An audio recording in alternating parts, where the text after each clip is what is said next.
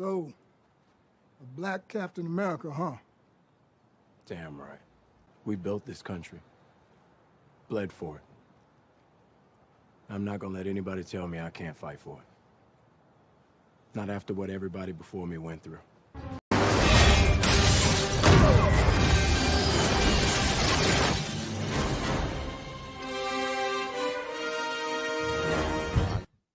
And guys, don't you forget it. You built this country. What is going on, everyone? Hello, hello, hello, hello. How are you all doing out there? Happy Sunday to you. Coming from me, B. Avery, with another episode of Just My Opinion Reviews. This is the super duper comic book smashdown edition. Guys, I really do appreciate you coming through. Before we get started, as we always do, I can't even talk. Let me know how I'm looking. Let me know how I'm sounding. Let me know if I'm crisp. Let me know if I am clear. Hopefully, you got your fluids in your system. I got my water right here. Hopefully, you got your food ready and packed up and meal prepped. Hopefully, your house is clean. Hopefully, your clothes are washed and put away. If you're still ironing and preparing your clothes for work, hopefully, you got the whole week just ironed out. It's on the hanger. You even ironed your underwear and your socks. If it's that serious, hopefully you got all your grocery shopping done. Hopefully you got everything done that you needed to get done for the next week, as we are getting closer to the end of 2023, bringing in 2024. Hopefully you're relaxed. You're in bed. You're on your couch. You're at your desk. Whether you're at work or you're off work, you're on the roof. You're on your patio. You are in the pool, wherever you are. Hopefully you're relaxed. You got your feet kicked up and you're relaxed with the snacks, with your libations, with all that good stuff, ready for another episode. I see that we have 41 people watching right now. I want to thank all of you. I really do appreciate it. Hopefully we have 41 thumbs up. I'm not even going to look because I'm just so confident that we do. And so again, thank you guys. Thank you. If you're new here, just subscribe to the channel. I do this every Sunday. 6 o'clock, 6:30 p.m. CST. Everything that we will be discussing today will be in the description box below. And again, guys, just a friendly reminder, okay? The movie news roundup is still coming back, okay? It is just on a little hiatus right now. So want to make sure you guys did not forget about that. Let's see how I want to get started today. Let's see. Before, of course, I gotta do the shout outs. And so 43 people watching right now, including myself right here. Get those thumbs up, guys. Get those thumbs up. I really appreciate it. What's going on, Jaren 215? What's good? I will see you later on tonight in the other chat. Thank you, my brother, for being here. I appreciate it. Man, we need another thing, man. We need another brawl, man. Damn, like that was so much fun. Like, why does fun have to end? Like, why can't fun last for like 7 months? You know what I'm saying? Like, man, last Sunday, Monday, and Tuesday and Wednesday. Oh God, that was a glorious time, man. That was fun, but it's over now. We moved on, but I'm still thinking about it. What's going on, Jasmine? How you doing? Hello, Brandon in chat. I'm glad you're on while I meal. Yes. Yeah. What is your staple? Are you doing some turkey? You doing chicken? Or are you doing salmon? Or what is it? Let me know. I'm curious. I got like, I don't know, like maybe 6 or 7 more meals, so I'm gonna have to do it again on Tuesday. It's a daunting task, but it needs to be done. But Jasmine, thank you for being here. Sean Ali, what's up, peeps? What's going on? What's going on?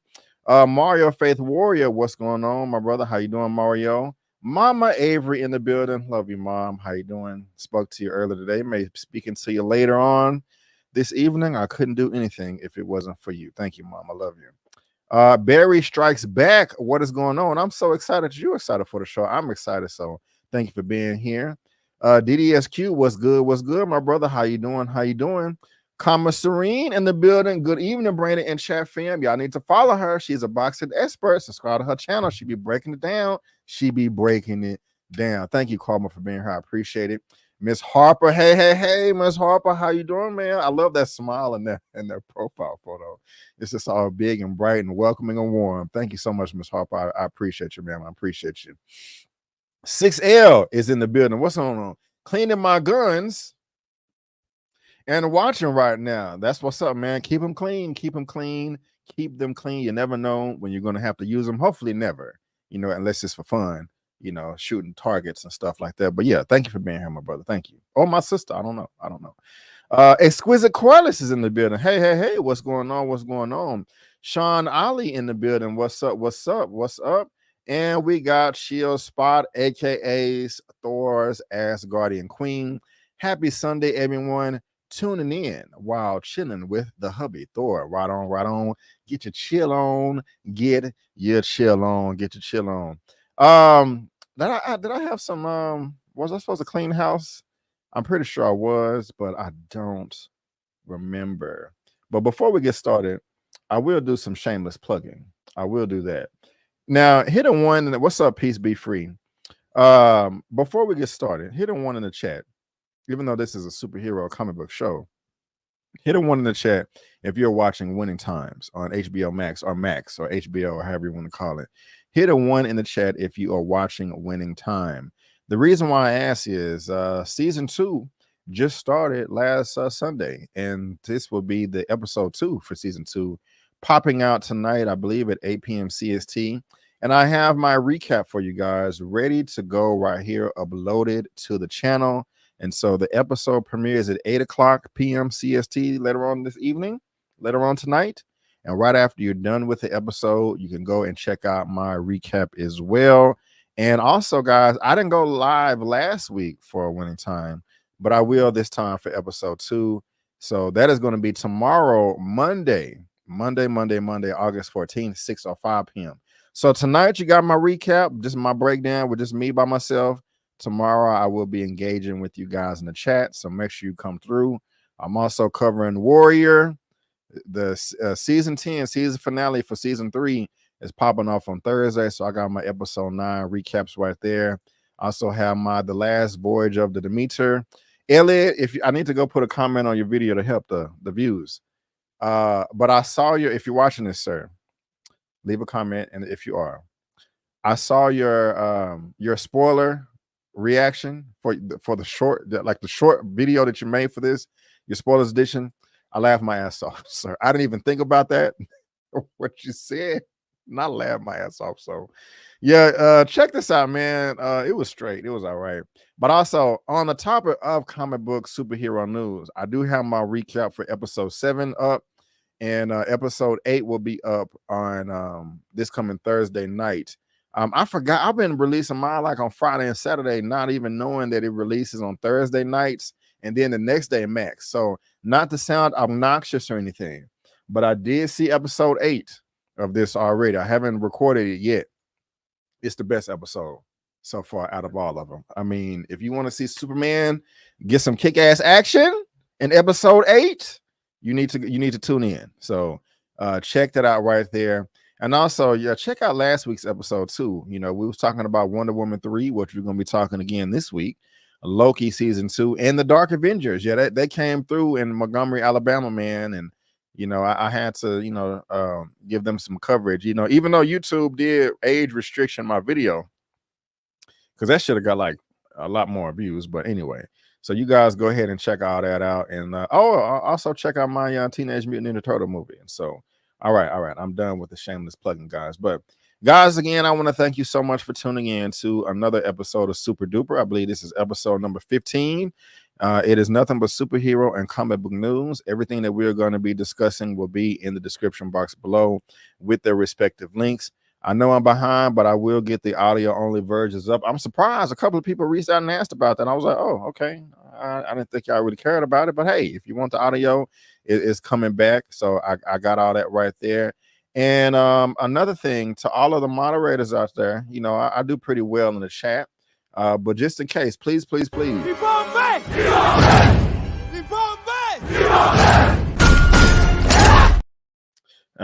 Protect the chat as best as you possibly can. Well, guys, let's go ahead and move on to the first topic of the day. And what I'm going to do is usually I'll go like, Marvel, DC, Marvel, DC, Marvel, DC. What I'm going to start doing is doing all of one company first and then all of the other company. So all of DC at once, all of Marvel at once. It depends. Whoever has the more news will depend on who goes in first and second. There's a reason why I'm doing it. I just can't reveal it yet. Still working on some stuff. It's taking a lot longer than I thought, but it is what it is.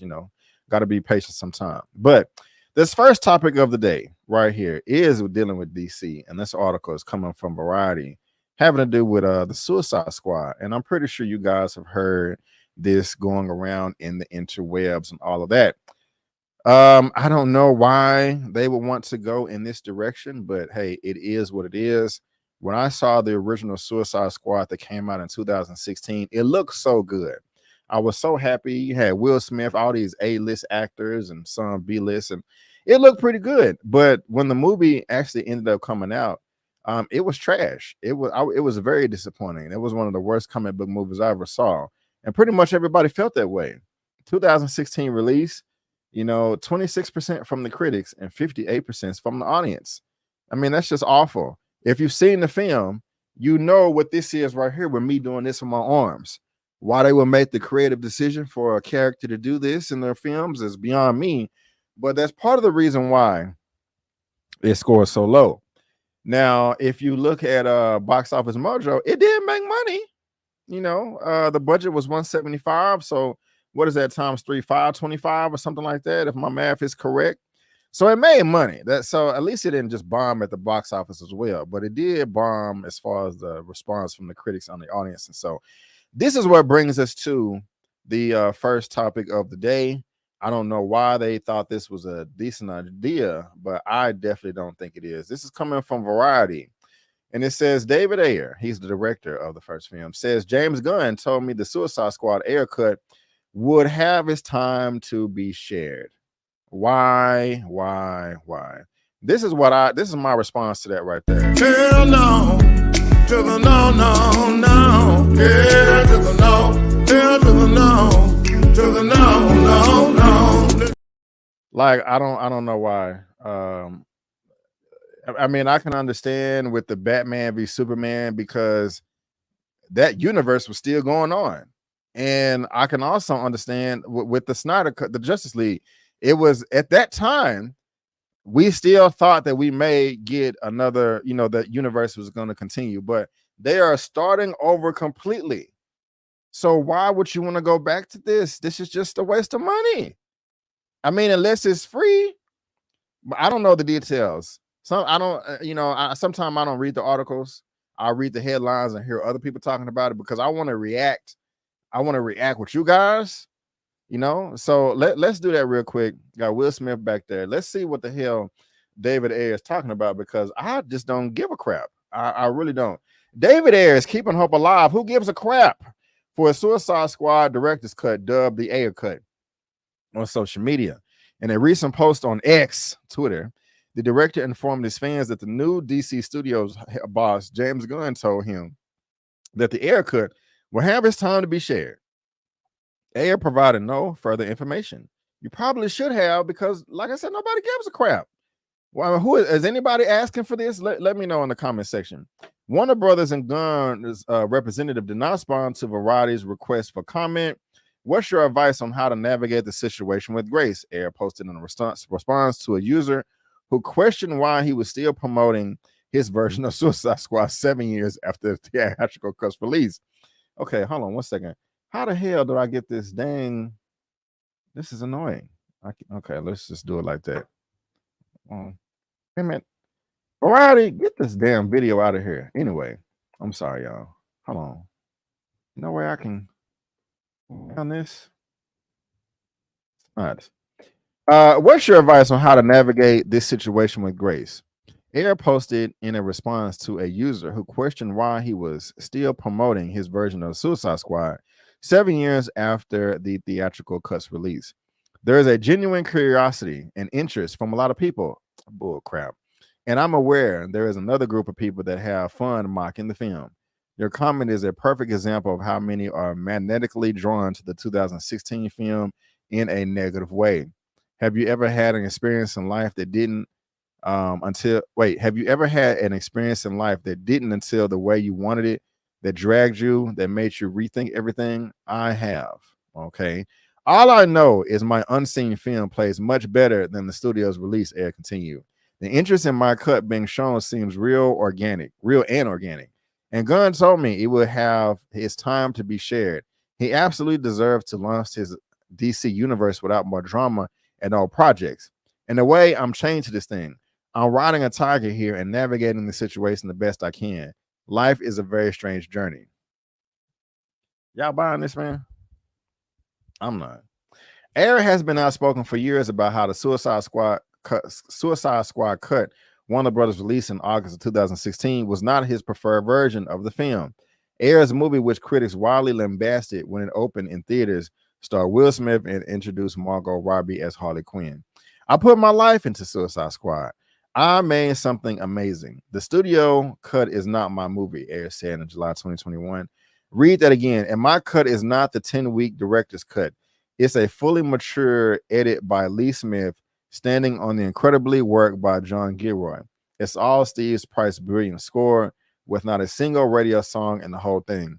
It has I can't read. It has traditional character arcs, amazing performances, a solid third act resolution. A handful of people have seen it. If someone says they have seen it, they haven't. When Warner Brothers agreed to release Zack Snyder's cut of the Justice League on HBO Max after years of fans surging the studio, Ayer rallied his followers for the call on the Suicide Squad. Well, this right here alone tells me you're full of baloney, Ayer. I mean, if it had the same enthusiasm, why did you have to rally the followers? I don't think Zack Snyder was the one that was asking people to make his Zack Snyder's cut. I could be wrong. I'm pretty sure there were some interviews and comments at the time. I just don't remember. But I mean, I ain't nobody checking for no Ayer cut of the Suicide Squad like they were Zack Snyder. And plus, that was completely different circumstances. His daughter passed away in the middle of shooting. So this is just a waste of time and money. And I just don't understand, man. I just don't understand. Let me tell you, there's a whole lot that stayed on the floor for Suicide Squad. Will Smith told Variety last year, I'm into it. I love that world. I love what was created in both versions. I would absolutely love to see it. I guess, man. I'm not feeling it. I don't care to see this. I'm definitely not gonna go to theaters, even if it was released for free on HBO Max. I might watch it, but I'm also thinking if this wasn't your cut, you know, James Gunn came through in 2021 and released a far better version. So what's up with that? Why didn't he use your material? He probably thought it was crap. I understand that you said you put a lot into it, David Ayer. You put your whole life into it, but a lot of people put their whole life into projects, you know? Everybody. I mean, a lot of people do that, and sometimes it just doesn't work out, buddy. And has he, like, what has David Ayer done, if anything, since? Let me look that up real quick. I did not mean to do that. Shoot. Hold on. I'm jumping ahead. Let me not share the screen real quick. Okay. Let me duplicate an IMDb tab. And David Ayer. Okay. Let's see here. Is this the man we're looking for? Okay, so he did 13 episodes of Training Day, The Fast and the Furious Underground. Damn, he ain't did nothing since. Oh, that's writer. Okay, I'm sorry. Let me go to director. So he's finna direct The Beekeeper. Okay, so he did a music video. He did Bright. I like that, but a lot of other people didn't. I never heard of The Taxi Collector. Okay, well, maybe I don't know. Maybe this got a bad. I don't know. Maybe nobody want to hire him because of it. I don't know. But I don't care about this, y'all. I can care less. I don't want to see it. I mean, if there are some people out there that want to see it, more power to you. But I'm just not one of them. You know, release the MAGA cut. What cut is that? What cut is that? We don't want it. No. Sit down. We didn't ask for this. Yeah, man. Yeah, it's yeah, this is not sorry, I was getting confused by some of the comments. This is nobody wants this. Bring Elba back. That's the worst Joker still to this day, and I wanted Will Smith to be that dude, but they wasted his character. Yeah, they did be wasting character sometime. Read the room, DC. Why double down on a bad movie after you spent money? Right. This is insane. This is insane. What's up, Wayne? Hi, B. Avery. It's 9:35 a.m. Monday. Sorry, I'm late, mate. You're good, my brother. You good? Coming from the future. That's just so. I mean, I don't just chop it up with people in Australia that often. So, you know, seeing that it's Monday, I mean Sunday evening, and it's Monday morning there, that's just wild to me. But you know, that's always been that way. I'm not buying it. Wayne Turner, Will Smith needs to be slapped. Damn, that's harsh. Maybe in this version they'll have a chance just doing the wobble wobble. that was one of the worst things a villain has ever did in any movie. Like, you are no longer threatening. I hardly even remember Ayer, right? The best thing that comes from that movie was a soundtrack, even, and that's subjective, right? I feel you, man. I feel you. The Ayer is up there, aka he is delusional. Funny. I like that. I like how you did that. Let's see here. Let's see. The Lawrence report. Y'all here for the haircut? LOL. Shaking my head. No. And man, this is crazy right here. W. Oh my gosh. Thank you so much. Thank you so much for this $50 super chat, man. Gee. Yes!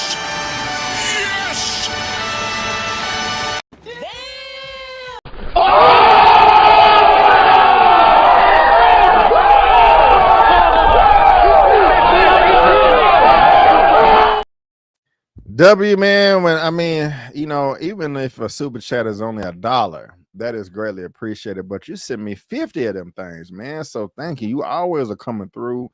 Y'all don't understand. You can support the channel for free by subscribing, leaving a comment, and giving a thumbs up. But when you're generous enough to send me your hard-earned money like this, it is greatly appreciated, and it literally does keep the lights on, because your boy wants to do this full time, and you know, the more money I make through YouTube and stuff, the easier that would be sometime in the future. But thank you, W. Thank you for sharing your thoughts on the movies. You have saved me from disappointment and financial loss in bad. I think that says in bad films.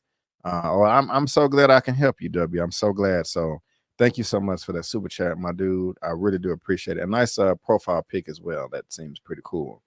Yes. It is super. Thank you, W. It is super. Mario Faith Warrior, Gunn's version is way better, right? And he had to deal with people having assault. Exactly. So I think David Ayer, you should hang it up, man. I think you should hang it up. So I'm sorry things didn't work out, but I'm not checking for this. If you're watching this via live on the replay, let me know in the comment section. I'm curious.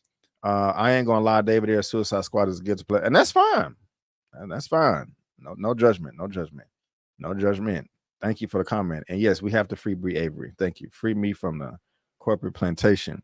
But yeah, guys, there's a link to this in the description if you want to read this yourself, every line, every detail.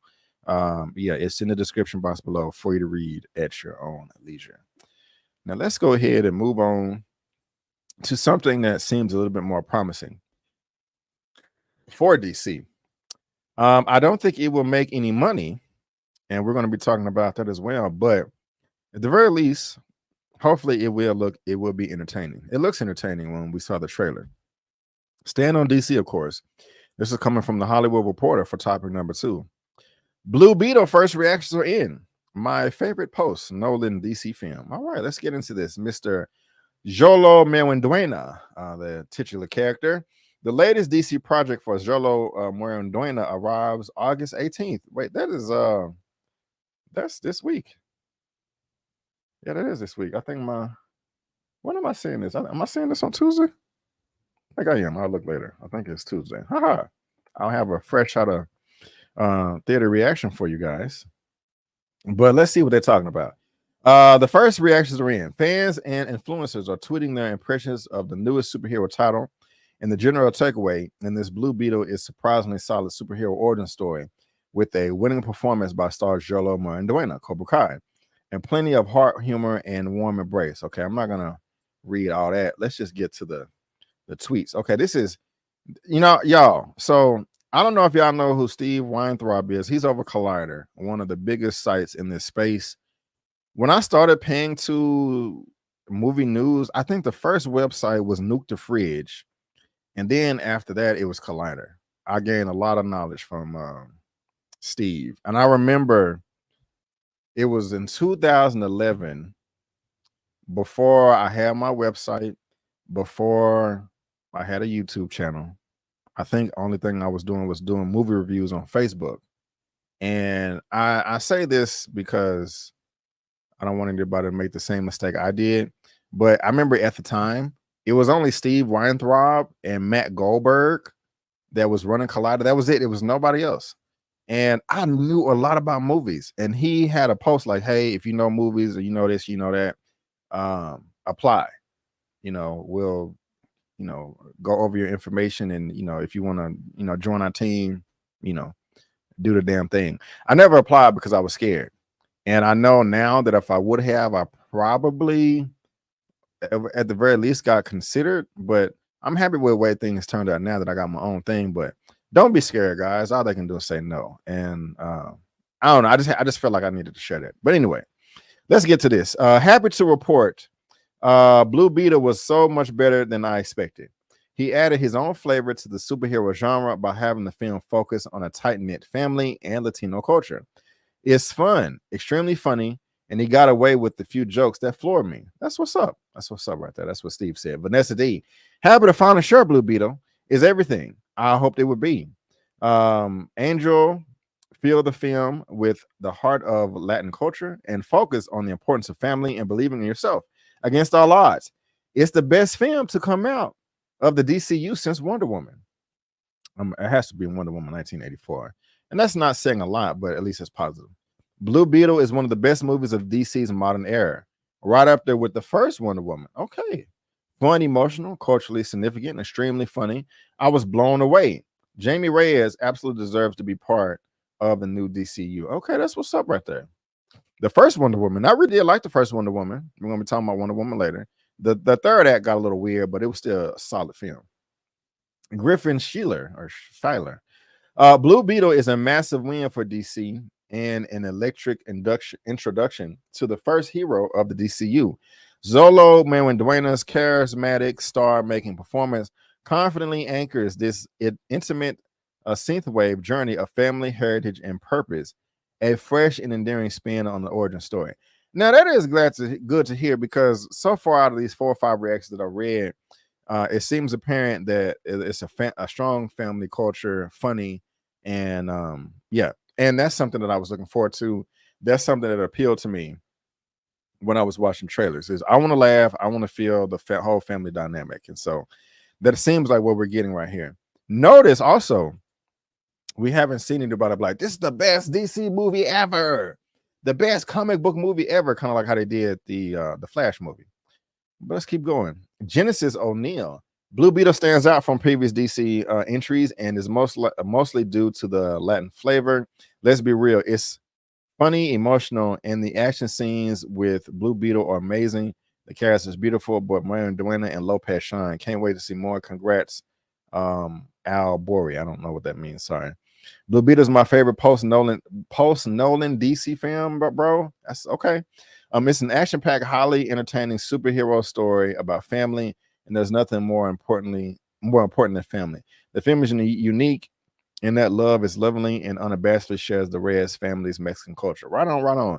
And that's, I'll take that back, my reaction to post-Nolan film, because the last Nolan DC film was The Dark Knight Rises, and not really much as...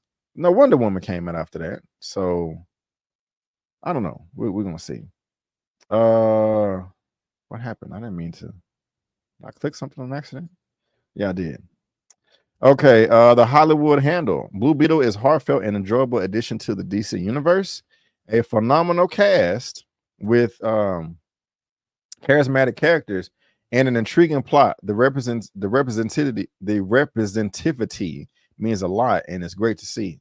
Xolo as the lead is simply amazing, and can't wait for more of him. Right on. This is good, guys. This is good. Damn it, I'm keep clicking the Twitter button. Okay. First off, it is very cool that this film is centered around the Hispanic community. The best parts of the film are Jamie and the bond he has with his family. Scenes with his father hit the most. On the negative side, you do have a fairly cookie cutter film outside of that. Okay, and you know, that has been a criticism that a lot of people have, but yeah, guys, these first reactions seem pretty straight. You know, probably not the best in the world, but a fun movie. That's all I'm asking for. You know what I'm saying? That's all I'm asking for. What are you guys saying about this? Oh, we got another super chat right here from Kale. $30, man. You know what we gotta do for the dub, the 20 and up right there.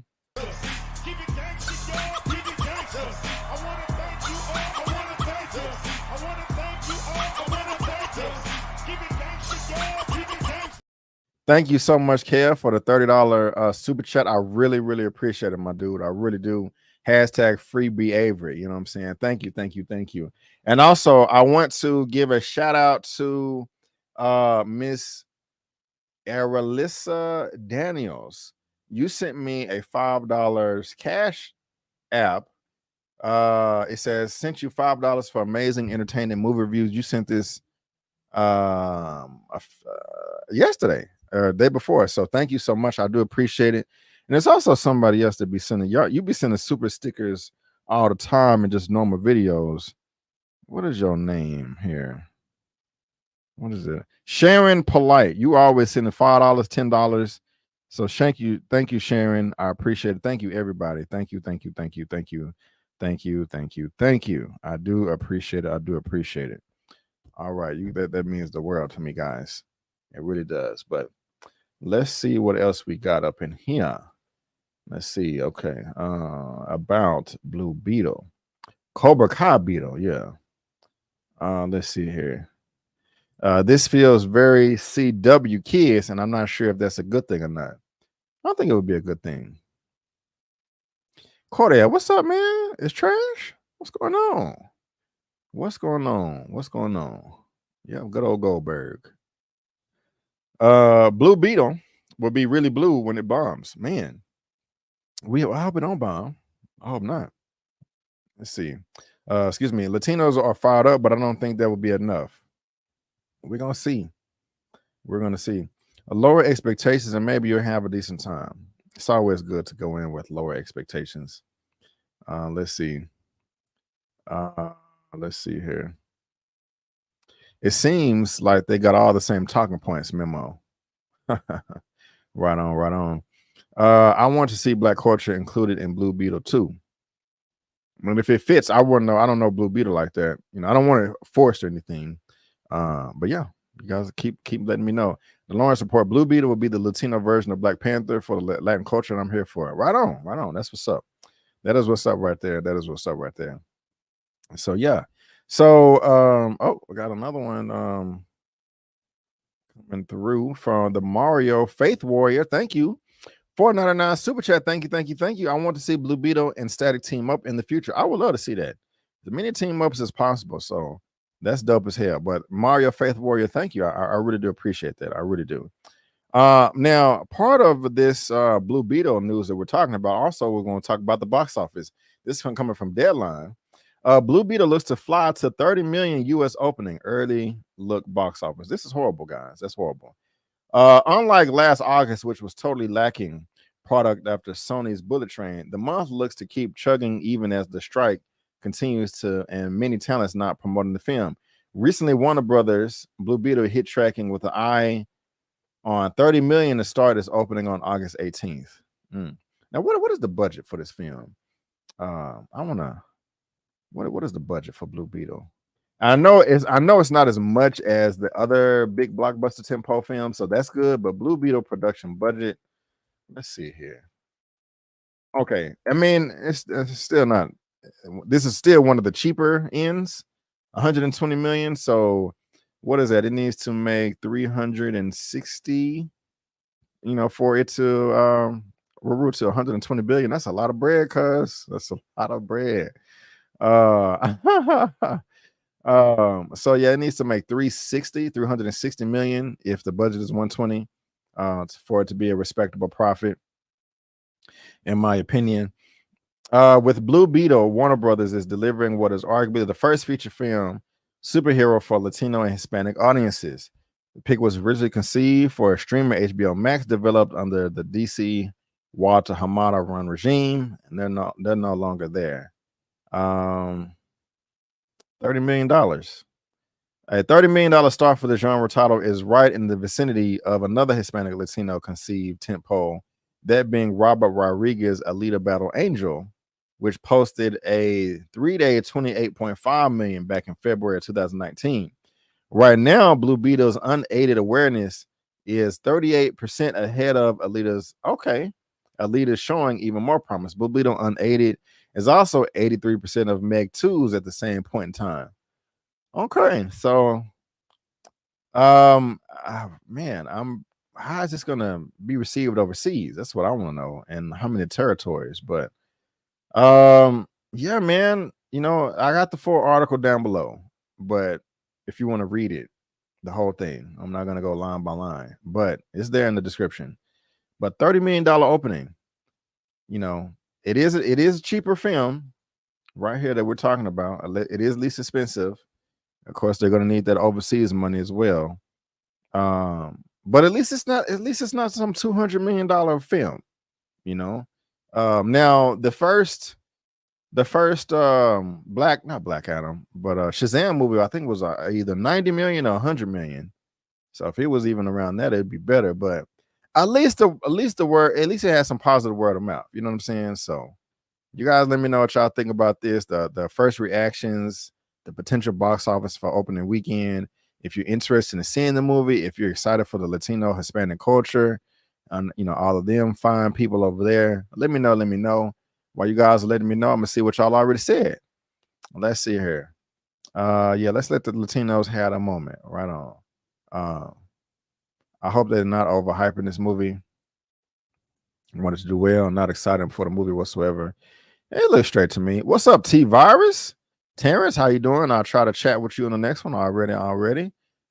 Zen Masters Black Belt channel, Black Basketball channel. I heard BAB was set to star in Tubi Phase 2. Probably, man. I'm going over scripts right now, so I'll keep y'all posted. Black Beetle would be great for a sequel, but sadly, once the film bombs, I don't think it will get that. We're gonna see, Jenna. Let's have some faith. Yeah, I don't think Blue Beetle is gonna make a lot of money, but Terrence will be there either way. Right on. I'll chill out, Jan. I see your comment. Yeah, let them have their moment, man.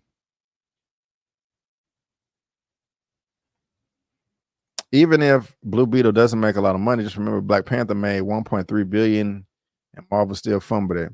Completely different circumstances, but you know, thank you for the comment. $30 million domestic. All right.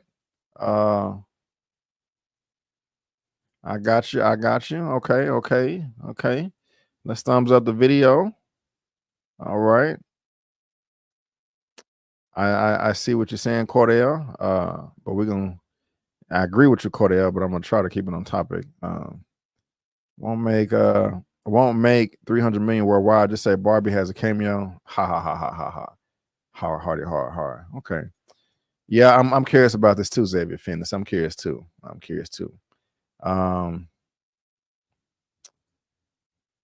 When 20 million is a lot, I hope the Hispanic community supports this movie, because I remember when they complained about where is the Black Panther movie back in 2018, right? I mean, I would be surprised, you know, if it don't make money from the Hispanic people. But we're gonna see. And yeah, he's half. You know, Miles Morales half Black, half Hispanic, to my understanding. But again, like I said, guys, links to this is in the description box below for you to read at your own leisure. Oh, I didn't mean to do that. I meant to do this at your own leisure. And so let me know what you think down in that comment section below, because like always, guys, I'm dying to know. But we are, I didn't even change the banner. I have made a banner. I forgot to change it. Oh, well. But we're going to stick with DC, of course, like I said at the beginning. And this is crazy. What is Gal Gadot talking about? Okay, is she jumping the gun here? You mean this was one of the main topics last week, you know, when the Dark Avenger showed up. So we was talking about, Wonder Woman 3 last week saying that, hey, even with the new DCU with James Gunn, another Wonder Woman film is coming. And now we find out that she doesn't know what's going on, what she's talking about. This is coming from Variety, I believe, for topic number 3. Wonder Woman 3 won't fly in the new DC universe, despite Gal Gadot teasing development plans. And Variety did have this exclusive. So let's figure out what the hell is going on. Is a third Wonder Woman movie on the way from Warner Brothers and DC Studios? Not quite. This was despite recent comments from Gal Gadot claiming DC heads James Gunn and Peter Safran told her they would develop Wonder Woman 3 together. Sources with knowledge of the situation tell Variety that is not the case. According to the sources, a third Wonder Woman film is not in development at DC Studios, nor do Gunn and Safran have any plans at this time for a Wonder Woman project in the new DC universe, other than their previously announced Paradise Lost prequel for Max. Gadot first suggested that Wonder Woman 3 might not be fully dead in an interview with comicbook.com. I love portraying Wonder Woman, she said. It's so close and dear to my heart. From what I heard from James and Peter is that we're going to develop a Wonder Woman 3 together. Why would she say that if that's not true? The actor made a potential future for Wonder Woman 3 appeared even more likely during a recently published profile for Flaunt magazine. In this interview, Gadot said that she was assured by Gunn and Safran that Wonder Woman 3 would be developed. I was invited to a meeting with James Gunn and Peter Safran, Gadot said, and what they told me, I'm quoting, "You're in the best hands. We're going to develop Wonder Woman 3 with you. We love you as Wonder Woman. You've got nothing to worry about, so time will tell." So she adamant. The sources added to Variety that nothing was ever promised to Gadot regarding Wonder Woman 3, nor was there any definitive discussions of Gadot's Wonder Woman continuing with the new DC universe. Gunn and Safran gave a presentation at the start of the year, and we all was there for that. So I don't know, man. Variety has reached out to Gadot's representation for further comment. And Gadot originated the role of Wonder Woman in Zack Snyder's DC Universe, debuting with BVS before leading her own standalone film. Wonder Woman, who also appeared, blah, blah, blah, blah, blah. So it doesn't, yeah, and I remember that's what because it sounded like Jenkins walked away, but she didn't. And so, yeah, man, Gal Gadot said that they was going to make a movie, Wonder Woman 3, but James Gunn and Peter Safran said, they said no. They said we don't know what we're talking about. And to be more specific, they said hell no to the no. Yeah. That's what they said.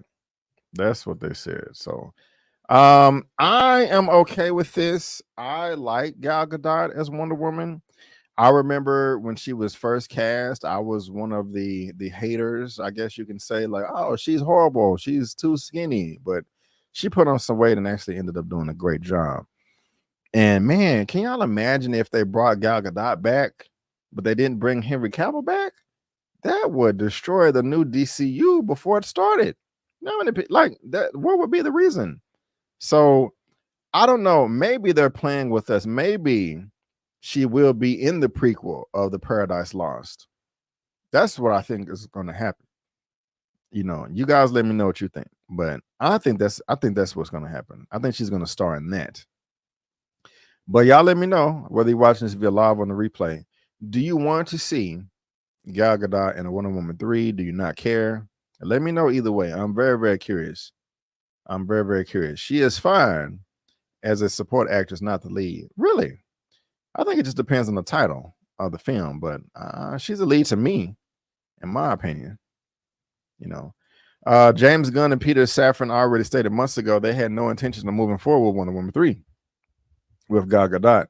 They will use Wonder Woman later, but not in that context. Right on. Let's see here. The Rock, she is not. Right. Thank God a gal is awful actress and Wonder Woman 4 exposed that. Really? Yeah, people just, Wonder Woman 84 was not as good as the first one, but I didn't think it was that bad. But I don't know. Y'all let me know. Just don't call it Wonder Woman 3. People will think it's about, right. While I like Gal Gadot as Wonder Woman, it would be silly and confusing to do Wonder Woman 3 with Gal Gadot and leaving everybody out. Yeah, just reboot, stop with the games. Yep. Who is crazy? I'm curious. Who is crazy? Let's see here. Second one was panned. All right. What's up, Pound the Pavement? I'm surprised that actors are so into reprising their comic book characters. And man, maybe it's the paycheck, maybe it's the exposure to the world. You know, I mean, these are the biggest movies ever. So, yeah, you guys continue to let me know. What's up, Karma? He does a decent job. I don't have a problem with her, but I'm also not the biggest Wonder Woman fan. I got you. How many of y'all watch any of the DC animated films? Because I think the Wonder Woman portrayal in that is pretty decent, if you ask me. Put the lasso of truth on that ass. Put the lasso of truth on James Gunn to see if he lied about it. Right. I even enjoyed her in the Flash movie, even though her cameo was brief. I liked her in that, you know. So Janet says reboot. I like Gal Gadot as Wonder Woman, but I'm excited for a recast. Yeah. So yeah, guys. Again, if you're watching this via live on the replay, again, there's a link down to this in the description box below for you to read at your own leisure. And you know, like I said, 93% for the first film. Bloodlines, the animated movie, that was pretty straight. Nobody liked 184, and it made some money. The first one did. The second one, I think, was during the pandemic, so I think it was day and date. Yeah, that was during the pandemic, so it didn't make nothing. But yeah, again, link in the description. Link is in the description. But let's go ahead and move on to the next topic. Are we okay? So we are done with DC. We're about to move on over to Marvel. And I haven't even read this article yet. I heard everybody talking about it. I saw the headlines, and so I'm about to learn about this with you guys right here, man. With you guys right here. And we've all heard it that, you know, we're thinking that years ago, man, if you get a job working with Marvel Studios, that you made it. You one of the biggest, most popular companies in the world. I mean, they making billion-dollar films left and right. It's just crazy. And, you know, it just seemed like it would be a dream come true. Like, Mom, you know, remember you made fun of me when I was little and playing with computers and visual effects? Well, now I'm working with Marvel. Oh, son, we're so proud of you. Yada, yada, yada. But apparently it's not the dream that everybody thought. You know, apparently it's like a sweatshop house or whatever. And you only get, you work in 17-hour shifts with only 1 5-minute break. And they feed you 2 pieces of bread and a bottle of water. There's no AC. And there's rats and roaches everywhere. Okay, I'm exaggerating. That's not the conditions at Marvel Studios with the visual effects crews. But it's not exactly as wonderful as we thought. And they have decided to assemble and unionize. And this could be a big deal. So let's get into this. I don't know any details. And this coming from Deadline. Marvel Studios visual effects crews seek to unionize with IATSE. Let's get into it. That's a powerful. What you said? Well, somebody pull up with this on their shield. You know, okay, I'm backing up. Visual effects crews at Marvel Studios today filed a unionization election with the National Labor Relations Board. Okay.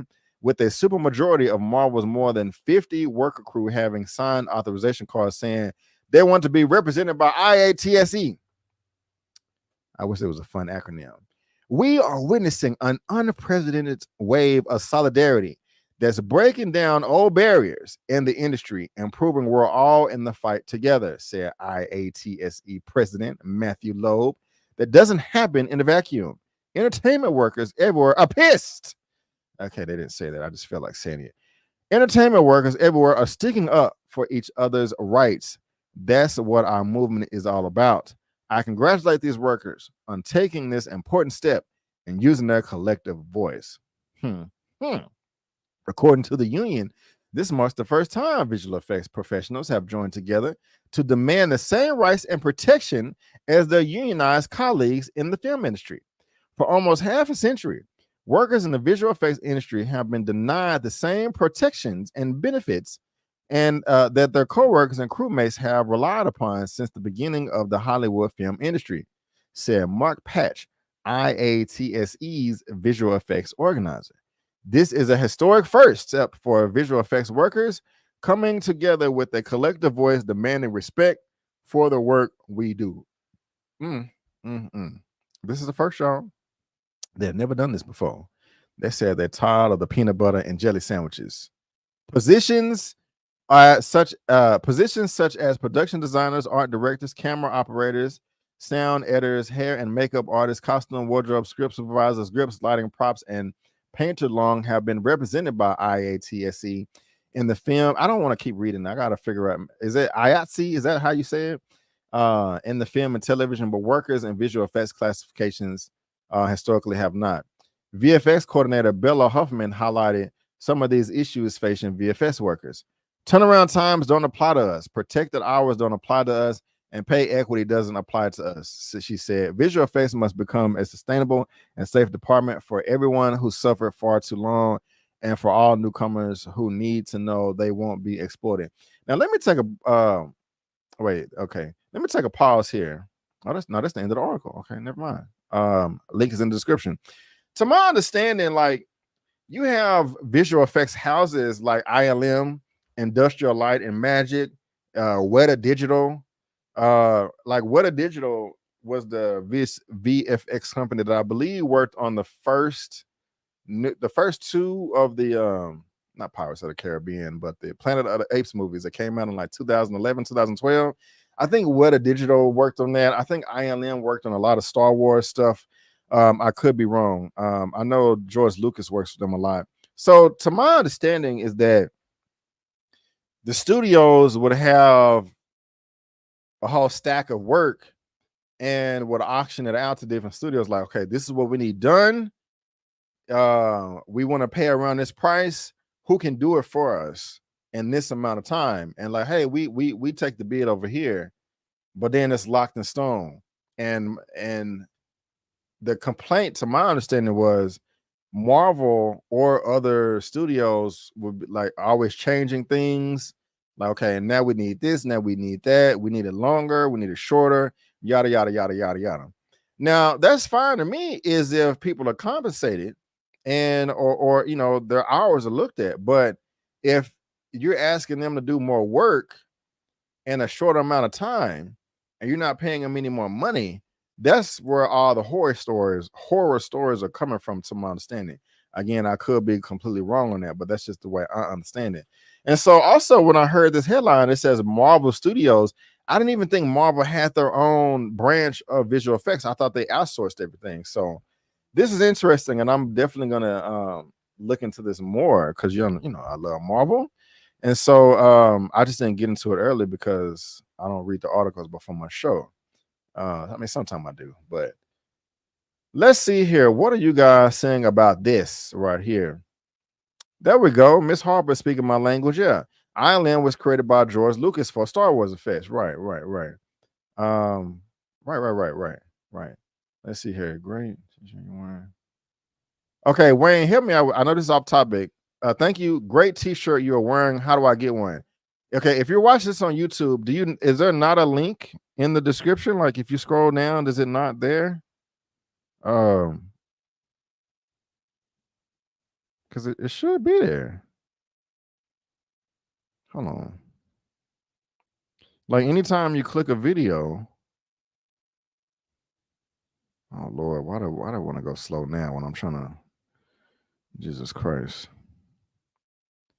Okay, X. It should be there, man. When you click a video and scroll down, it should have all my shirts there like a link. But if you want a shirt, go to my website. Sorry, I'm taking a break on this. Go to my website, justmyopinion.net. And if you click apparel right here, it'll take you to my store. And you get all the stuff there. So I'm going to copy this and put it in the description. But it should be there, you know, in every video. But I'll come back to that. Sorry. But, you know, somebody trying to buy a shirt, I ain't going to, you know, that's money. Let's see here. Where was I at? know what these comments. Okay, let me scroll down. Contracts need to be fluid, just like the demands. If you give out water in return for rocks, you will die of thirst in a hard place. That sounds crazy, but I hear what you're saying. Now, if you mean future projects, we'll see, because Eman or anyone else I follow for news has reported on such. Okay, you're talking to him. Okay. Let's see here. Okay, she's cool. Okay, it's nobody, everybody, y'all talking to each other, which is cool, but yeah, I'm not talking about you're welcome, Wayne. Okay, ain't nobody talking about the VFX. Okay, that's cool. Okay, couple of comments here and there, but yeah, so yeah, they're unionizing, guys. I support the strikers. Average workers should follow. Right. Disney, keep your foot on their neck. Ooh. Yeah, okay. Well, okay. All right. Well, you guys let me know what y'all think about this right here. Whether you're watching this via live on the replay. And again, there is a link down to this in the description box below for you to read at your own leisure. All righty then. All right. But let's move on to the next one. And speak about Eman. Y'all just brought this up. I did not know about this until he was talking about it on Friday. And because I wouldn't have covered this. This just was not, I just didn't pay attention to this person. But I only know him from Pitch Perfect. We're talking about this guy right here by the name of Adam Devine. Adam Devine. Who is Adam Devine? Let's scroll down here. Adam Devine. Adam Patrick Devine is an American actor, comedian, singer, screenwriter, and producer. He is one of the stars and co-creators of the Comedy Central comedy television series Workaholics and Adam Devine's House Party. He was also in Pitch Perfect 1 or 2, and he is turning 40 this year in November. So there, he's 39 right now. And yeah, he got some upcoming films. Pitch Perfect, bumper in Berlin. I'm gonna check that out. I thought the first Pitch Perfect movie was perfect. This movie, if y'all haven't, hit a one in the chat if you've seen Pitch Perfect. Is this director the tab or actor tab? Let me see here. Let's see here. Where's Pitch Perfect? Pitch Perfect 2. Where the hell is Pitch? Okay, y'all, I'm not exaggerating right here. I am not exaggerating. I'm gonna say it for a third time. I am not exaggerating. Pitch Perfect is literally a 10 out of 10. Make myself bigger.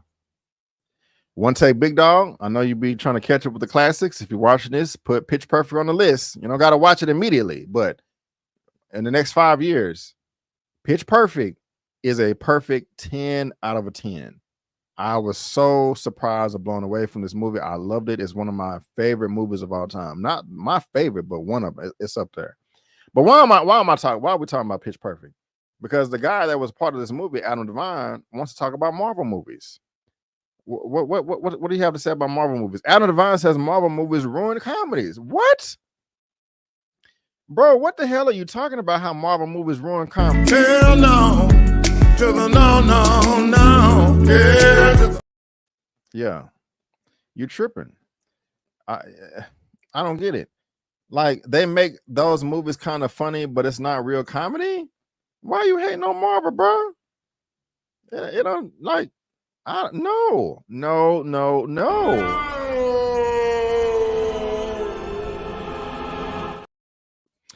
Adam Devine appeared on Theo Von's this past weekend's podcast during his press tour for Netflix's The Outlaws and shared his theory that Marvel movies and other superhero films kill the traditional Hollywood comedy.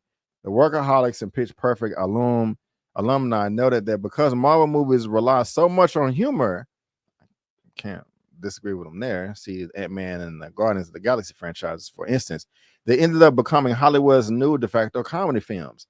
You watch comedies nowadays and you're like, this is not a fucking comedy, Devine said. Where are the jokes? Where are the bits? There's still good comedy shows, but movie comedy is hard. My theory, I think Marvel ruined it. I feel like superhero movies ruin comedies because you go to the theater and you expect to watch something that costs $200 million to make, and comedy movies aren't that. So you're like, why would I spend the same amount of money to go watch a little comedy in theaters if I can spend that and watch something that is worth 20 million or 20 that I lost my train of thought. I'm sorry. That could watch something that's worth 200 million, and they still make those movies kind of fun. Like, oh my gosh, is that raccoon talking? This is hilarious. Which is it? But it's not real comedy. Am I remedial? This doesn't make any sense. What are you talking about? What are you talking about?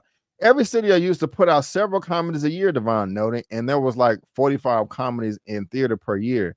So every week or so, there was a new comedy in theaters. Now, last year, there were like 6 or 7. It's crazy. The Outlaws, produced by Adam Sandler's Happy Madison Company, is more akin to the Hollywood comedies that used to exist.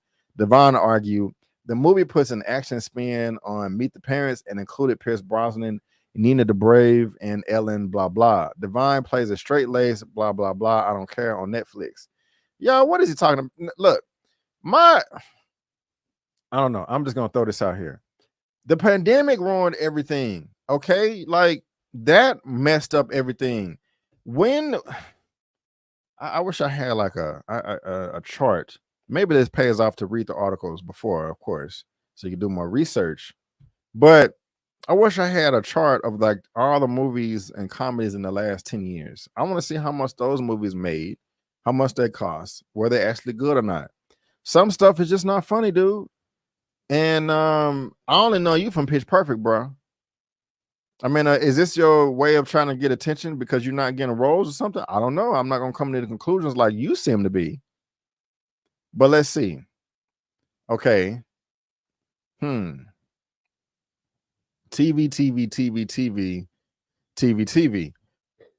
What does it sound like? Oh, I'm sorry. I thought y'all could see this. I thought I was sharing the screen. My fault. I don't know. Marvel is big and he isn't. So maybe he's just trying to get in the mix some way, shape, or form. Is that what's going on? Because this is not adding up to me. It's really not. It's really not. Got this super chat right here from Sim. Thank you, Sim. I appreciate it. What a money reside, what a money reside, what a money reside, what a money reside. Okay. Thank you, Sam, for the $10 super chat. Thanks, B. As always, in bed with COVID. Oh no, I'm so sorry. And this is definitely helping to pass the time. I appreciate that. Y'all, please be careful. COVID is spreading like a wildfire in South Louisiana. Okay, man. I haven't heard of a new COVID case in a minute, so we're not out the woods yet, man. Sims, hopefully, you got all the medication and protection you need to get better. I wish you a speedy and well recovery. Be careful, and y'all still wear your mask if necessary in Louisiana. But thank you, Sam, for the $10 super chat, and everybody hope Sam gets better soon. Thank you. What's up, Khadijah? Let's see here. I'm not a Marvel girl, but that's harsh. Right. He tripping. Who made him the comedy guru? You know what I'm saying? Yes, he doesn't make any sense. And I saw a snippet of Eman talking about this because I had it playing in the background, but I was doing other things. Did Eman, I'm gonna go watch it. Did he have a better explanation of could this have made sense? Because this is nuts. This is crazy. I have all Pitch Perfect soundtracks on vinyl record. That's dope. What's up, O'Bang? Hey, B. Avery. I think he's hating on MCU to get much needed attention for it. Right. It's a strategy. It's a whack strategy, but it's a strategy. Let's see here. Are Marvel movies comedies? They got a few jokes, but mostly action. Right. This is silly.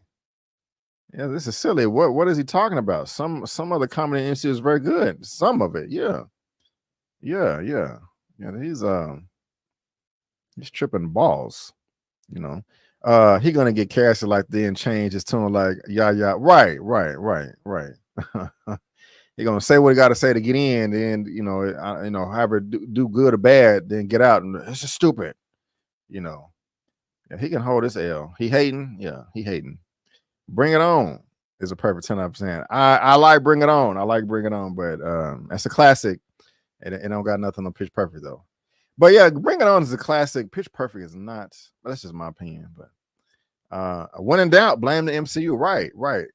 It's crazy. It's crazy. We're making all this money and attention. And, oh, people. What's up, Sonny Peach in the building? What's going on? Moderator right there. OG. I didn't know comedians have a monopoly on humor. Thank you. All valid points for everybody. Yeah, we are in sync here. You know what I'm saying? Dane C is agreeing with Karma. You know, I love it. He wants some of that Marvel moolah. Right. Man, they tripping on some of y'all are dropping emojis, but it won't put the emoji up there. They'll put the words. You know, let's see here. You laughing at what I said. Let's see here.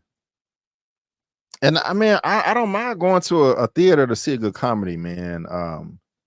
Man, I remember I used to go to midnight showings, and I remember I went to a midnight showing of what was the movie? It was I think it was a Will Ferrell movie. It was when Samuel L. Jackson and The Rock jumped off the building to their death, and they tried to they were supposed to land on the bushes. It was so silly. I remember I saw it in the midnight, and the whole theater was laughing, man, just crying, laughing. You know, I miss those moments like that. So I'm not opposed to go to the theater for a good laugh. Let's see here. He made Workaholics compared to Deadpool. I don't know nothing about Workaholics, so I don't know. Deadpool is hilarious. Let's see here. Preach. Appreciate it. Preach. And Adam Sandler will have him in the net. Adam still is, yeah. Let's see here. There you go, Andrew. There you go. I don't see them as comedies, but superhero movies with light humor, right? Marvel ain't to blame. Marvel must have told his agents, no, we don't want him for the role, right? He tried to be in Thor 5, and it was like, we're good, you know. Really?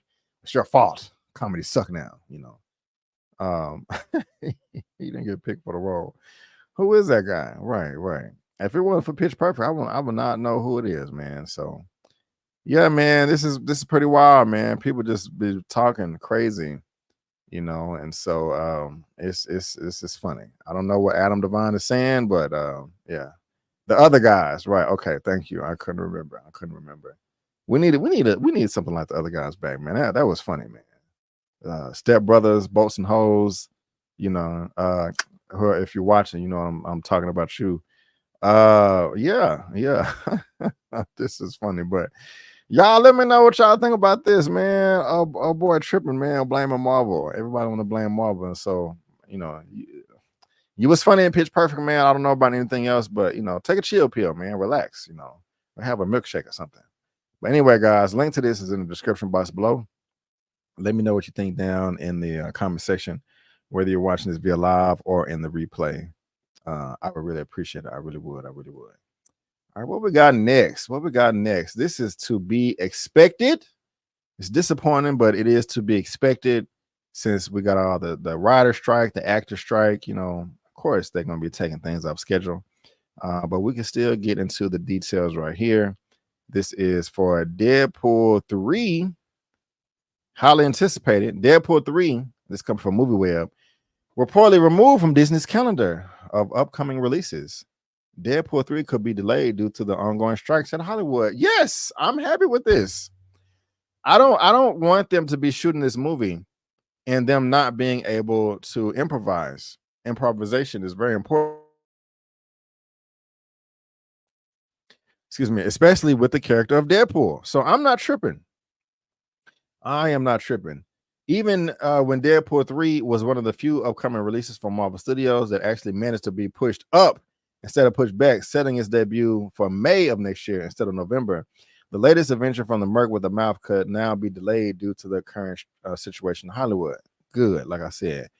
According to the new calendar for Disney's upcoming theatrical release published by comicbook.com, the third film from the Merc with a Mouth saga is missing from the list. Okay, I got a tier list. Okay, let's get the hell out of here, ad. All right, so upcoming theatrical releases. The Marvels. Can y'all see that? Is that big enough? Okay, wow. Okay. I think that's as big as it's gonna get. All right, so it's not there anymore. The Marvels is there. That was done for this November. And Magazine Dreams, that's in December. That's the Jonathan Majors film.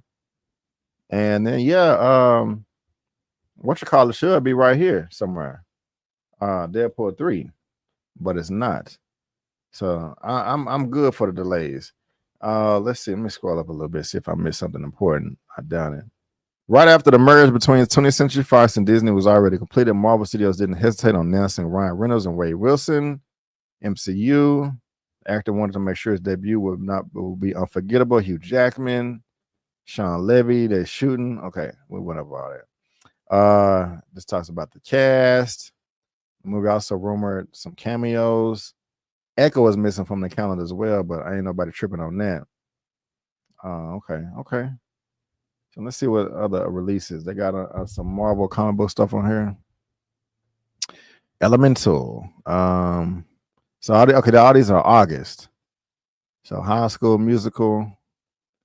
Okay, so Loki is still on here. Loki season 2. And okay. So Loki's on there. I mean, this ain't no surprise, man. Of course, this was gonna be delayed, you know. And I still got hope for Echo. A lot of people hate on Echo from Hawkeye earlier movie pause. But it wasn't that bad to me, man. I like the fight scene in it, you know. So stop all the hate, man. Stop all the hate. I like Echo was straight, man. I mean, she was deaf too. What can you expect? I'm not trying to be mean, but she couldn't talk, or you know what I'm trying to say. Echo was off too. Echo because she's sitting alone in the empty room. Y'all funny. Wolverine is back. So yeah, man, this is to be expected right here, man. So I'm not tripping. I had the mindset, okay, you know, the more delays, the better. You know, I don't think as soon as the strike's over, they're just gonna hit the ground running. No, go back to the drawing board and make sure every I is dotted, every T is crossed. And so I have no complaints with this at all, guys. I'm actually happy because again, man, after I wasn't ready to drink the Kool-Aid or the gravy sauce, so everybody will have a saying you want to say. I'm on a train where Marvel is falling off now. I was giving them the benefit of that, but after that horrible season finale of Secret Invasion, God, I'm like, y'all need to get y'all ears together, man. So delay to make it better, because that was a trash ass season finale. You know what I'm saying? This gross butt must dookie shooter. You know, wow. All right, I started it, so I can't get mad. I'm the one that started it, so and I didn't mean to.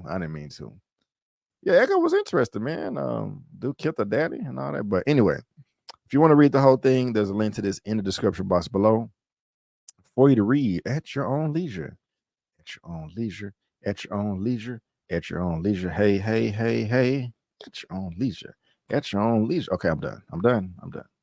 Had to get a song in somehow. Couldn't help it. All right. This is more obvious than the sun possibly coming up tomorrow. Marvel is always wasting characters. They are. All the damn time. They did it with Heimdall, with Idris Elba. And who else did they do it with? I'm not talking about they do it all the time, and I can't even think of nobody else but Idris Elba. We're going to come back to that. But this is coming from, what is it, ScreenRant.com? I have to agree. 1 year on, Marvel fans say Christian Bale was wasted in Thor Love and Thunder. Damn, he was. Great actor. Didn't use him at all. 1 year after Thor Love and Thunder was released, Marvel Cinematic Universe fans still can't believe how the movie wasted gore actor Christian Bale. Yeah, it's unfortunate. And even if you go look up interviews that he was in, he was like, man, they left a lot on the cutting room floor. They did. And because he didn't kill no gods. You know, we had the screaming goats. It was bad. You know, a year after the movie was released, Marvel fans said Christian Bale was wasted in Thor Love and Thunder. After the character having a resurgence in the MCU that started with director Taika Waititi, 2017 movie Thor Ragnarok, Chris Hemsworth, God of Thunder, returned for one of MCU's most divisive movies. Thor 4 failed to be successful as the hero's last solo film, and among the many aspects of the movie that couldn't have been handled better with Bale's villain Gore the God Butcher. Rotten Tomatoes has it at 63%, and the audience said it's at 77%. I didn't hate the movie. Thor Ragnarok was better to me. And it made I think it made like 700, 760. You know, I forgot what the budget was, but that's not bad, but it didn't reach its full potential. No, that's dark. I didn't mean to click the Dark World. I meant to click Ragnarok. I think this made like 849. Oh shoot, I was so close. 855. But yeah, it didn't make as much as part 3. But let's get back into the article here. On Twitter or X, The Real Soups asked the question for fans to answer with one wasted Marvel or DC casting.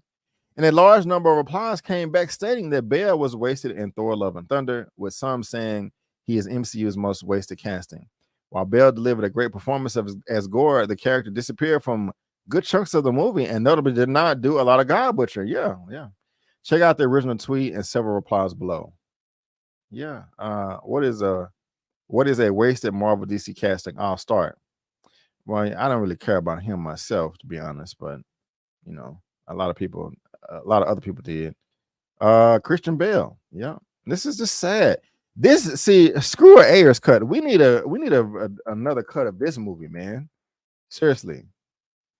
Let's see here. Who else? Okay. Why does this dude keep popping up? Everybody's saying Gore. Yep.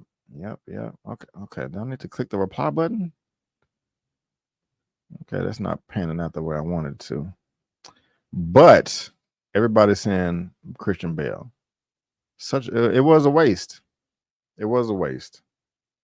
Such a great actor, and you didn't use him. What is the point? Now, I want Marvel to look at this and be like, okay, even if we get these big name directors, or not directors, but actors, performers, it's not going to be a reflection of the box office. And maybe it would if you use them. How much did he even ask for? How much was his paycheck? Not saying that he doesn't deserve it. I'm saying if you're going to pay him all the money, use him. Shoot. Yeah, it's nothing but Christian Bale. This is disappointing. I agree with all this. I do. It sucks. And I'm angry. I'm gonna throw a fit and cry in the car, even though I'm in the house right now. I'm gonna go in the car and cry. It's disappointing, man. It's disappointing.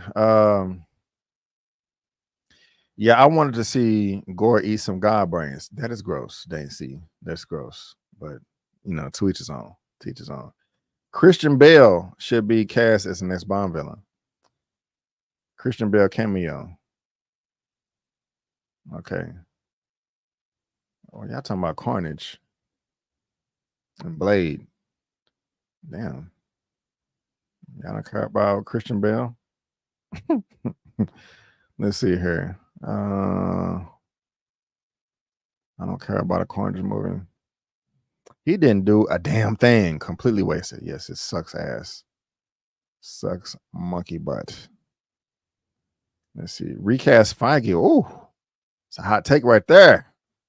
Feige, get him out of there.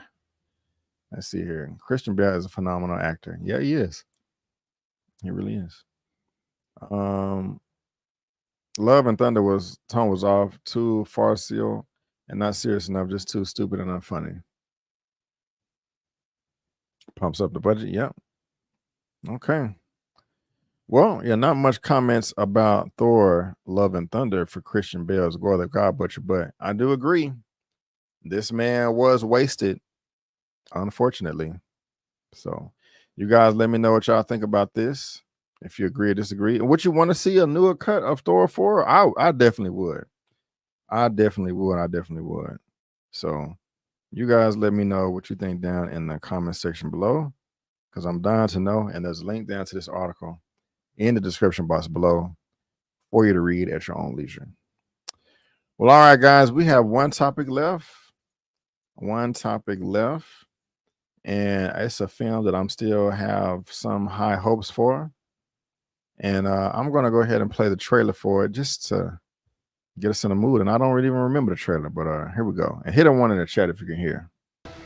Prodigal child of the Milky Way. Carol Danvers, prodigal child of the Milky Way. Nick Fury, my favorite one-eyed man of intrigue. How goes it out there? You know, cold, no air, space.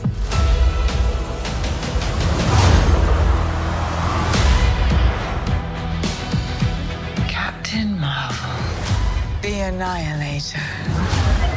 You took everything from me.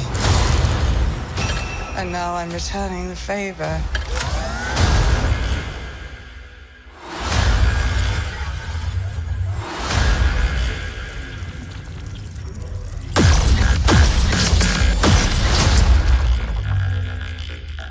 What is happening to me?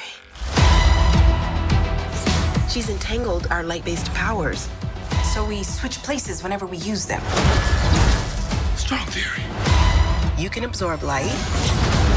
I can see it. And Kamala... Who's Kamala? Hi. She can turn light into physical matter, which I have never heard of. I could totally show you. No! Calm your ass down.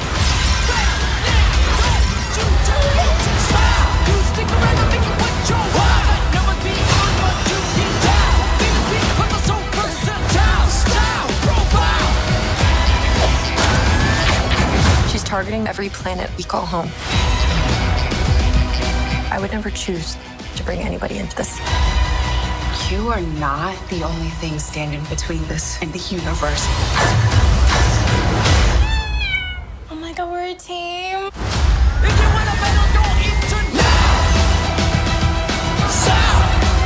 Higher.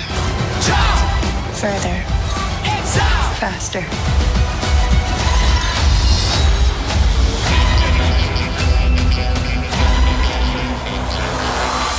Who's a good kitty goose?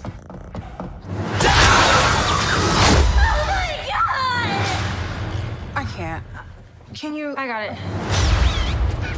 Now, my thing with comedy is I like things that are fun. Things are funny when it's realistic and you can relate to it.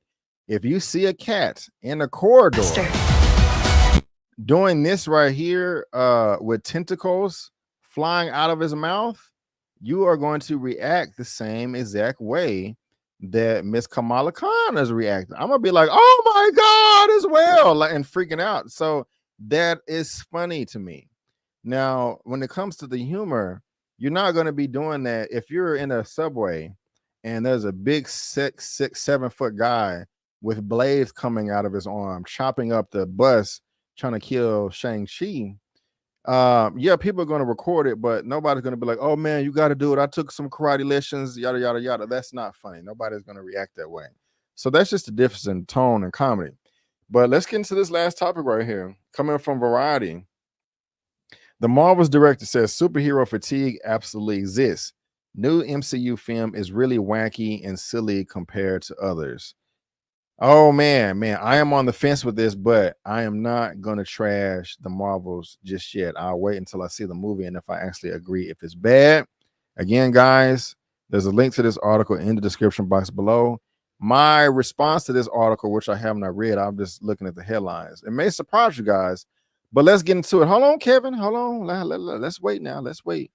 But let's go ahead and get into this and see what she is saying. Candyman film director Nia DaCosta is making her superhero directorial debut with the Marvel's upcoming The Marvels, a sequel to Captain Marvel. The team's Brie Larson, the eponymous superhero with Teyonah Parris, Monica Rambeau, WandaVision, yada, yada, yada. We all know them. It's been a shaky year for comic book tempos, with Marvel's own Ant-Man and the Wasp, Quantumania, and The Flash, Shazam, blah, blah, blah, Guardians, blah, blah, blah. I think superhero fatigue absolutely exists. DaCosta told Total Film magazine, the biggest difference from the other MCU movies to date is that the Marvels is really wacky and silly. The worlds we go in this movie are worlds unlike others you've seen in the MCU, bright worlds that you've never seen before. All right, let me pull up some receipts, okay? Everybody likes receipts, don't they? The proof of purchase, because I don't necessarily agree with what she's saying here about superhero fatigue. There is no such thing as superhero fatigue. There is bad movie fatigue. There is mediocre movie fatigue. And the reason why I say that is because if there is superhero fatigue, How in the world was this possible? Let me make it bigger. Excuse me. I'm not trying to. I see that God don't like ugly. I was trying to make a funny face and I coughed. But the point still remains the same. Okay. How, my sister? How is that possible? If superhero fatigue exists, how is this possible? This is this year. This is not 2021. If superhero fatigue exists, how is this possible? Okay, come on now, internet. Slowing up my presentation here. How is this possible?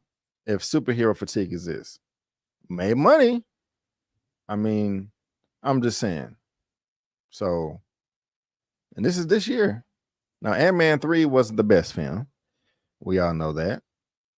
So I don't get it. So I don't agree that there's a such thing as superhero fatigue. I just think there's a thing is bad movie fatigue. If a movie is good, if a superhero movie is good, people will go see it and pay for it.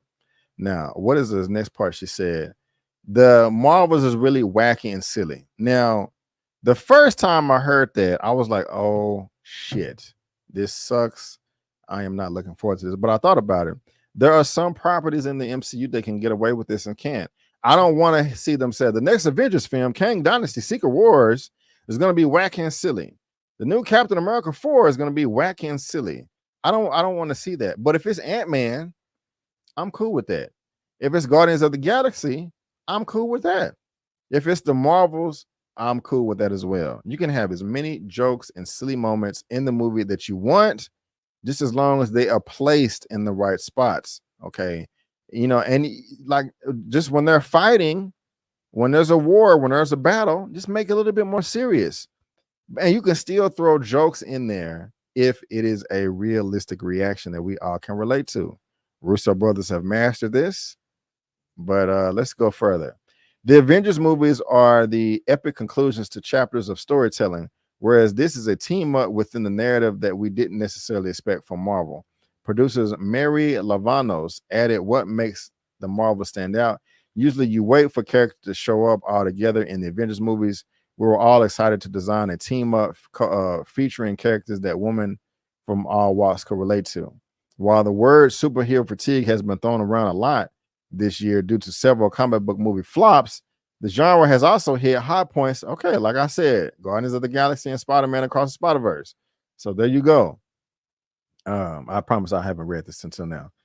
Producers and writers Phil Lord and Chris Miller's Rolling Stone earlier this year, superhero fatigue is not to blame for certain comic book movies falling below expectations.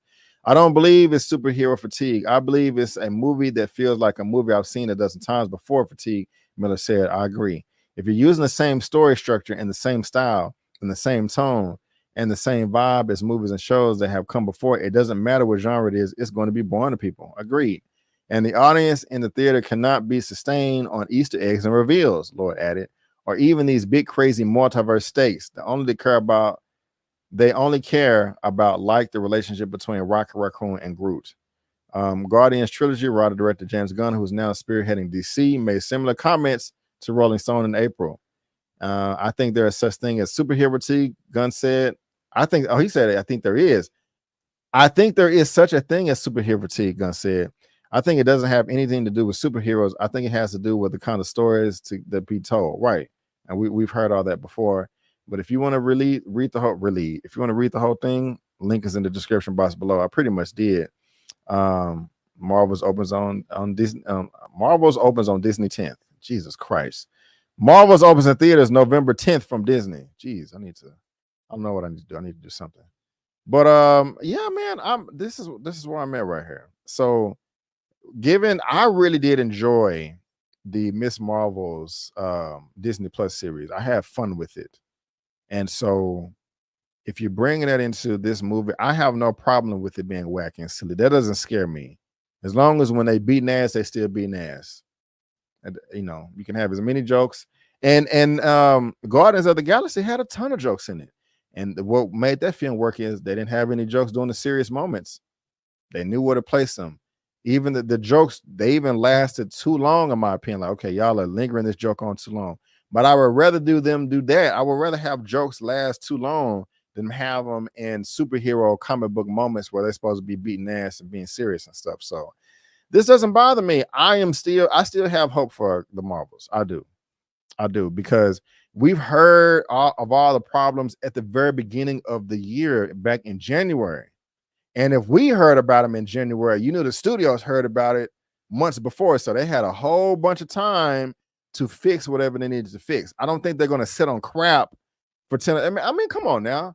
If you have a project that's due 10, 11, 12 months from now, 75, 85% of it is done, but it's bad. You're not going to take that 10, 11, 12 months to try to fix it, make it better? I'm not even saying scrap it and redo the whole thing. I'm just saying, polish it up a little bit.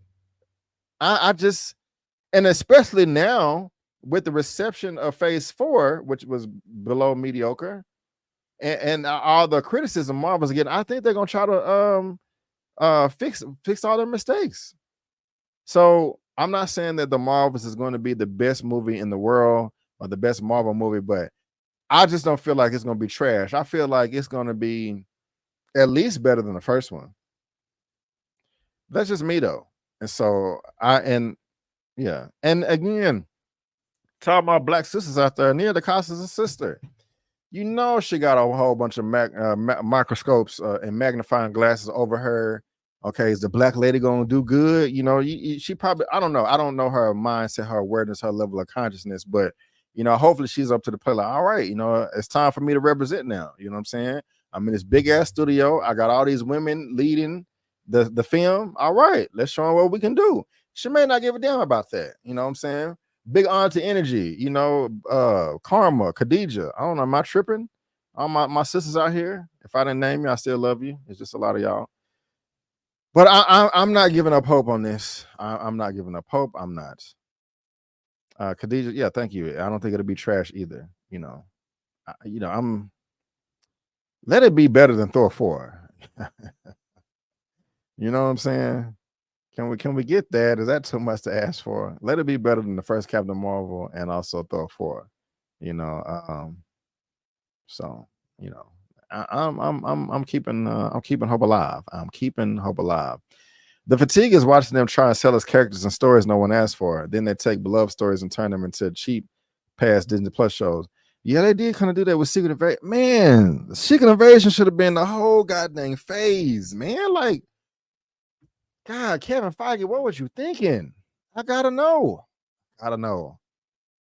Flask is superhero fatigue.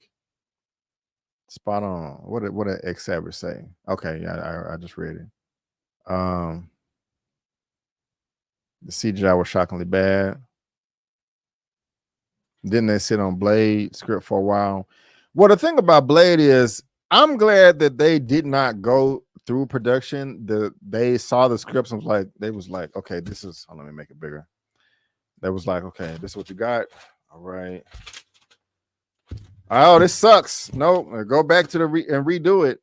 And this was the point of time where I think Kevin Feige was relying on the brand to sell itself, but now it was a report that came out as like, no, they're right before the writer strike. They was like, no, they're going to hire the best writers in the game. You know what I'm saying? So I'm glad that they didn't, go through with that. Now on the flip side of that, it shouldn't have mattered in the first place because this is Blade and this is Mahershala Ali, 2 times Oscar winner. So that should have been our priority. That should have been like, okay, we need the best, this person, best writers, best this, best that, best second crew, director, all that. So they dropped the ball there. But at the same time, being realistic, when it comes to race and characters, I expect people to naturally navigate to people that they look like. But then again, you have old boy in there. He passes. Nate Moore. What I mean by that is I'm not expecting a white person to have the same amount of passion that I have about Black Panther, that I have about Blade. A white person is just, I think, naturally going to be more passionate about white characters.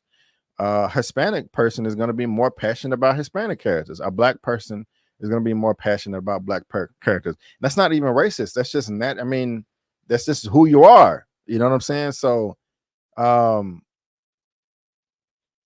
when I say that, I cannot, even though it should happen, at the very least for money, I'm not surprised that Deadpool 3 is on a such priority than Blade is. Even though the positions that they're in, they should be like, okay, wait a minute. This is Blade. He's a badass character. Black people showed up and showed out, 1.3 billion worldwide. But then again, all the black people that showed up for Black Panther are not going to show up for Blade, because I mean, you had grandmas and grandpas coming out. They ain't been a movie in 10, 15 years. All black people, I'm showing up. So I know I'm kind of rambling right now, but it is what it is. I don't know if you agree with me or not, but I'm gonna just say you are facts. Yeah, Isaiah agrees with me. I hope so. Anyway, yes, Bucks thoughts. Yes, definitely should have been the phase. Yeah. Hopefully it doesn't. Hopefully it doesn't. Hopefully it does not. All right, let's see here. Hopefully the movie will be good. Right.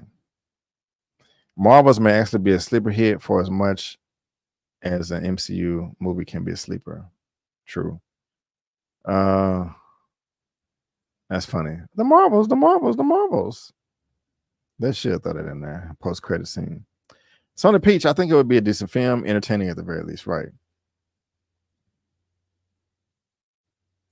Is this true? I never heard this. I never heard that. Cleves, I never heard that one. Let's see here. Really? I didn't. Okay, I never. I didn't know about that. Let's see here. Oh man, me and Eman need to do this versus right here, because I'm gonna defend this movie. They had an Oscar-winning director for the Eternals that didn't make a good movie. I like the Eternals, but you did too. Let me just reread the whole thing. They had an Oscar-winning director for the Eternals that didn't make a movie good enough for the MCU fans. Gotcha. I like the Eternals, but I know I'm in the minority. Right. We're here. I like the Eternals too. I did. I think the only superhero fatigue is coming from the movie studios put out trash for money grabs. I love it. I love it. It was the 1920s. Okay. Blade got the party. Yes, Khadijah. Thank you for subscribing. You always dropping good stuff. Good stuff there. Good stuff. Let's see here. Wayne, I am white. And I just assumed it was black, but that's all good. I think you told me that before. I am white and I love the original Blade movies. I'm probably the exception. Plus passionate about 50 years of hip hop. Right on. Guillermo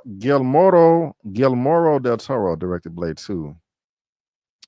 I like him. He's a bit overrated to me, but he's still a good director. But right, vampire genre is different too. Yeah, we ain't never seen it before. We ain't never seen I'm finna say robots, vampires in the MCU. Man. Let's see here. You tripping, Savage? You tripping?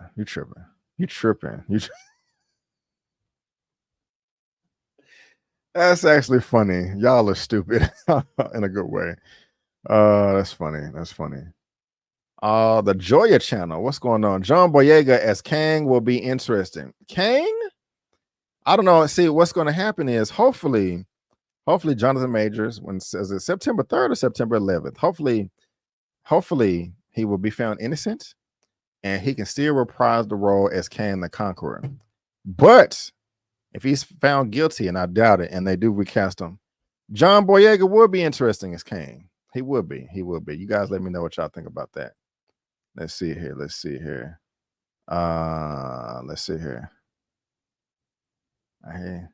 Yeah, he may be the replacement. I've heard that as well. He may be the replacement. Let's see here. Robert Thompson, I'm up in this thing. Yes, you are, Robert. Yes, you are. Okay. Enjoy that. Dang, she said, I need some receipts. I need some facts. It's been rumors. No, I've that's a fan casting. It could happen. I would be I'd be very happy with that. Free Jonathan Majors. Right on. I love it. Free Jonathan Majors until it's backwards.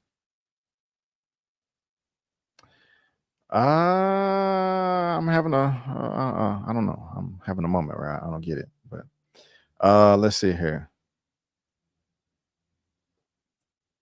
Yeah, Majors is gonna be cleared or whatever. But let's see here. You're so welcome, Pound the Pavement. You're so welcome. You're so welcome. And let me hit you with this right What here. a money reside, what a money reside, what a money reside, what a money reside. Okay, I told you before. Right on. Thank you so much, Pound and Payment, $5. Thank you, bro. I appreciate you. Thank you for being here. I appreciate it. Thank you. Thank you. You guys are keeping them lights on. Let's see here. Dane C, there was a lost calling for John Boyega to play Blade. That hell no. I do not want I'm cool with Jonathan Majors playing Kane, but I do not want to see him as Blade. I love Jonathan Majors. I mean, I love John Boyega, but that's not for Blade, but for Kang at work. The Joya channel. I like Joya. I mean, I like Jonathan. I'm just saying if Boyega replaces him, that would be interesting. It will be. It will be interesting. It will be interesting. Majors will stay. Yes, hopefully he will. We'll see. Y'all, I'm gonna cover the hell of that when the next court date or whatever. But guys, that is all I have for today. Last topic of the day. The Marvel's director says superhero fatigue absolutely exists. I disagree. But you guys let me know what you think down below in that comment section. Again, there's a link down to this article in the description box below for you to read at your own leisure. But all right, guys, like I said, that's it. That's all I got for this episode of Super Duper. Man, I just can't wait for more to come, But yeah, I'm just leave it right there. But guys, I really do appreciate y'all coming through. Please thumbs up the video if you have not. I would really appreciate subscribe if this is your first time here. You don't have to leave a super chat to support the channel, but it surely does help because your boy wants to get off this corporate plantation. You know what I'm saying? Again, shameless plugging over here. I don't mind it at all. Check out last week's broadcast where the Dark Avengers came through and saved the day in Montgomery, Alabama. It was going down.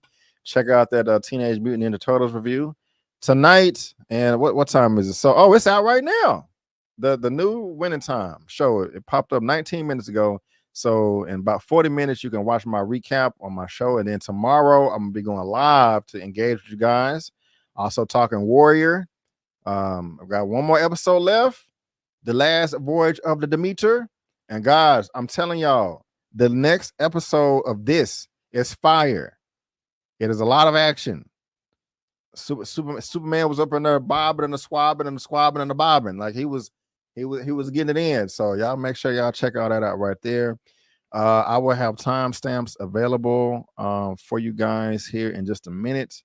And yeah, what you capping for, Raruti? What you capping for? What you capping for? We ain't gonna leave to Raruti tell me what he capping for. And you're welcome, Wayne. You're welcome. Bye, Khadijah. I appreciate it. Y'all be nice to Earl out there. Earl, who's Earl? Am I tripping? Let's see here. Let's see here. Okay, I guess Barutu bounced. That's all good though. Let's see. Playing devil's advocate. Okay. Peace. Have a good one. All right. I'm smoking kryptonite? What? Damn, that sounds deadly. Gotcha, Khadijah. Gotcha.